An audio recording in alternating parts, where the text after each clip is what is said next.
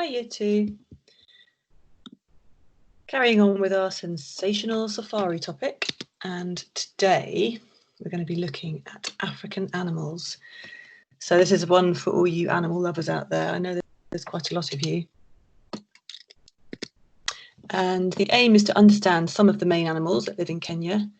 So you'll be able to name 5 animals that live in Kenya, be able to tell your partner or someone in your family 2 reasons why animals migrate, move, explain why animals are important to Kenya, and also explain what endangered means and why animals in Kenya might be endangered. So keywords today, the big 5. You might have heard people refer to some of the animals as that before. Tourists, endangered species, extinct, protect, habitat, climate, weather, migrate. Right, little challenge for you.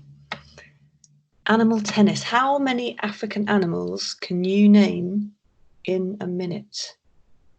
So have a think about animals that you know live in Africa and take it in turns with someone in your family to bounce an animal to each other. So one of you will start and the next person will bounce back another animal to you. So if you pause the video now, but you want to press the start button on the screen, and that will time you for a minute. So when you're ready, press start.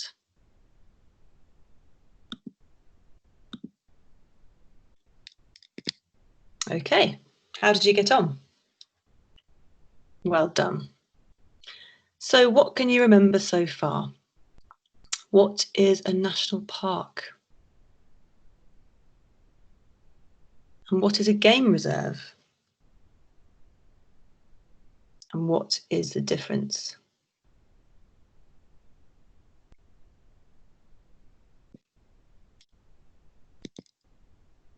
National parks and game reserves are all very different in Kenya.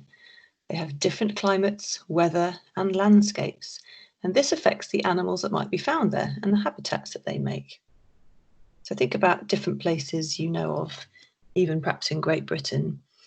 So you might have marshlands, you might have mountains. You're going to find different types of habitats. You're going to have very different animals that live there. Magical migration. Now, do you know what it means to migrate? Well, in Kenya, animals migrate or move from one place to another across the land, and they do this for many reasons, such as to find food, water, or shelter. Now, in Kenya, there's a very well-known huge migration of wildebeest each year. Over 2 million animals migrate from the Serengeti National Park to the Masai Mara National Reserve during July to October, and they cover 2,000 miles. The wildebeest even have to cross the Mara River, where crocodiles prey on them. So they have to keep moving round in this circular movement, thousands of miles, just to keep chasing the climate, the weather. So where the rains are falling, that's where the tastiest grass is going to be.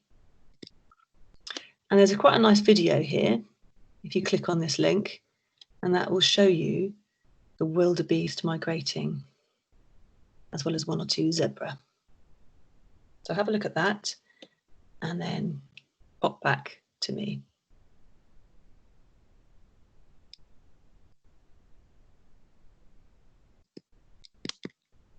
Welcome back. So national parks and game reserves are home to thousands of different species.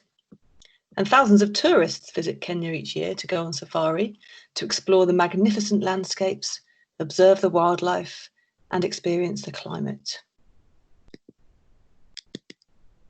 Why do you think animals are important to Kenya?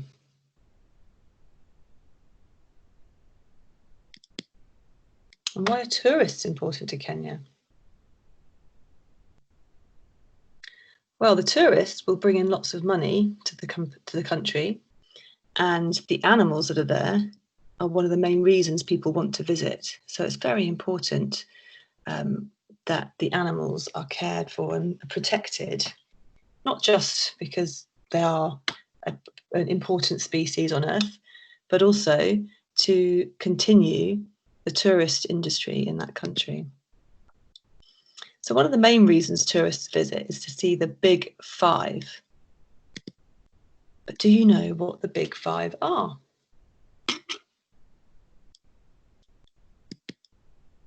Well, the Big Five is a name given to the largest and most dangerous African animals, which are the lion, leopard, African elephant, rhinoceros, and the Cape buffalo.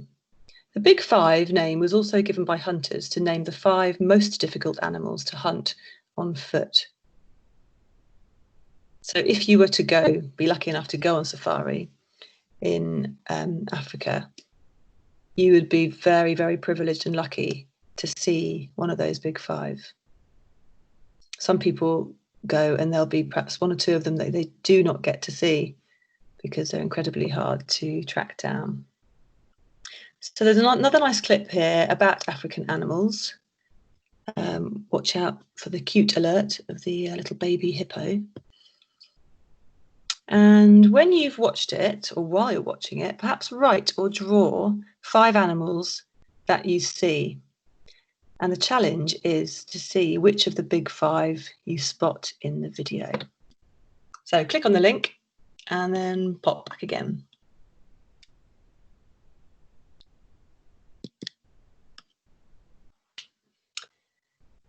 Endangered species. Now, we've talked about endangered species before, haven't we? Some animals in Kenya and in other worldwide countries are endangered. But what does that actually mean? And can you name any endangered species?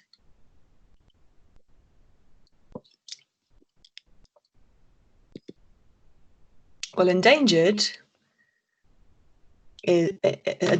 species is a species of animal or plant that is at risk of becoming extinct.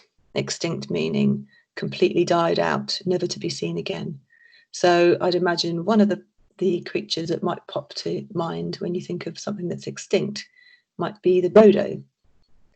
And the reason the dodo died out was because he was a very large, heavy bird, but with very small wings. So he couldn't fly, he was flightless. And he was hunted, and it was very easy for him to be hunted because he couldn't fly away. And he was overhunted to the point of extinction. So an animal may become endangered, or a plant indeed, because their habitat has been destroyed, or they've been hunted by humans, or there's been a change in the climate.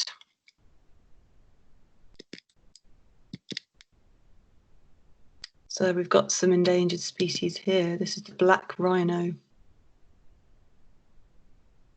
And they get hunted illegally for their horns.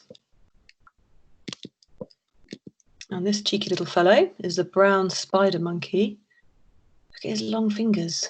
They look like human hands almost, don't they? Big blue eyes. The African lion, of course. Looks like a big pussycat, doesn't he? Another beauty here, the cheetah,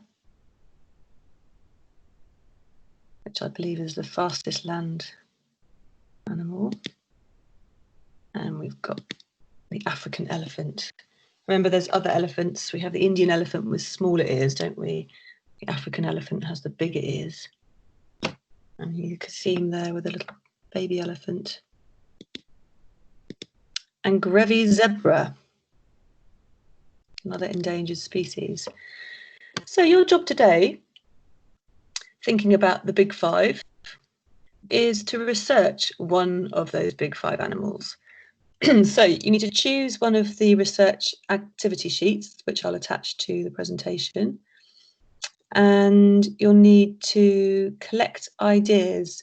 Now the sheet will give you guidance on the things to think about, so the size and height and habitat, interesting facts. But use the internet if you can, or books if you have them. And then you need to decide how you want to present what you found out. Okay, so your research sheet is to put all your ideas and information on. But what you might want to do then is transfer that information onto a big bold poster, perhaps with bright colours, or a booklet, or you might want to write a news report, or perhaps you want someone to video you explaining everything you found out about one of these big 5 animals. So here's an example of the sheets. I'll attach the other ones as well. You can see you've got size, weight, the lifespan, so how long they're likely to live, the habitat, the food they like to eat. Are they a herbivore, carnivore, omnivore? Special features, and lastly, the amazing facts you can find out about them. Now, normally we would present these to each other in class, but of course we can't do that right now. But it would be lovely to see or hear your presentation, however you chose to create it. So if you want to video yourself or email me photos of what you got up to, that would be fantastic. And think about what you found out. Is there anything you'd like to find out that you didn't or you couldn't find out?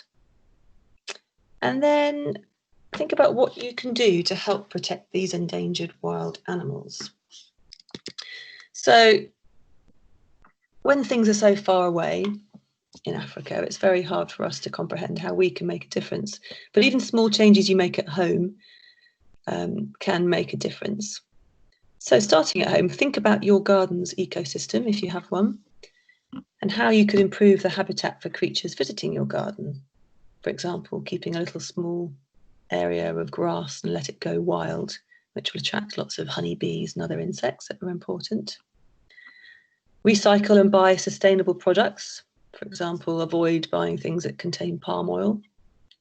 Use less water. Walk more, or scoot or cycle, and drive less, so less pollution. Avoid plastic products, of course. And finally, keep learning about the world around you and what part you can play in making it a better place. Okay, good luck, Year 2. I look forward to seeing how you get on.